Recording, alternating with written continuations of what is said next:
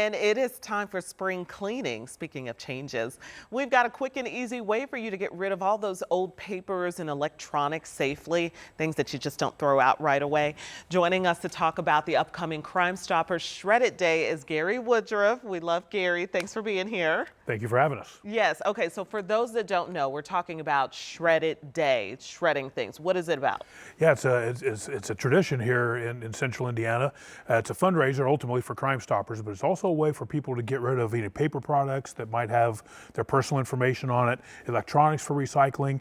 It's all about protecting our identities, protecting our personal information, making sure it doesn't fall into the wrong hands, and could keep us from being the victim of a crime. Yeah, and that's now needed more than ever these days. So what kind of items can people bring? I heard you mention paperwork, things that might have. Yeah, tax returns, things with social security numbers on it or dates of birth, paper items for shredding. They can bring electronics in.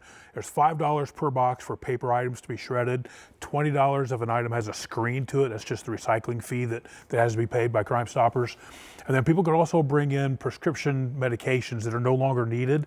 Helps keep them from either getting into the water supply or worse yet, into the wrong hands and become abused out there or resold in the street. So there are those things that we can accept at three easy and convenient central Indiana locations. Okay, and I know that's something for electronics too. I'm not a scientist, folks, but they're saying that the electronics aren't supposed to go right into the trash either, depending on, the components of some of these electronics. Yeah, especially anything that has data storage on it. Oh, in particular, hard drives, flash drives, the computer towers, anything that has data storage to it, it absolutely needs to be recycled or safely disposed of. This is a great way to do it. Our recycling partners at Technology Recyclers, they take care of either recycling or safely disposing of everything.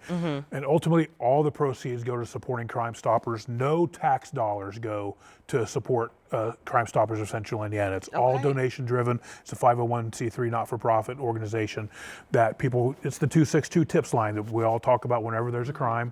Whenever there's an incident that happens, people can call safely, anonymously, and potentially be eligible for a cash reward if the information they're providing leads to an arrest. So obviously you're doing this because you want to keep your information safe. You want to keep the environment safe as well. But what else do people need to know if they're going to come? Do they just show up with stuff in their car, have a few extra bucks on hand? Just $5 for a box of shredding and $20 for anything with a screen to it. Okay. And then everything else, there's no charge to it. So one of the three convenient central Indiana locations, one at the Indianapolis Zoo at the south lot, one at Creekside Middle School up in Carmel on the north side, and then at Lawrence Community Park on North Franklin Road on the east side. So we welcome anybody there. It runs 10 to 1 at the Carmel and Lawrence location, 8:30 to 12:30 at the Zoo location. They start a little early and end a little early at the Zoo. Gary Woodruff, thank you for being here. We appreciate it. Of course, you can catch Shred It Day with Crime Stoppers this weekend, and WTHR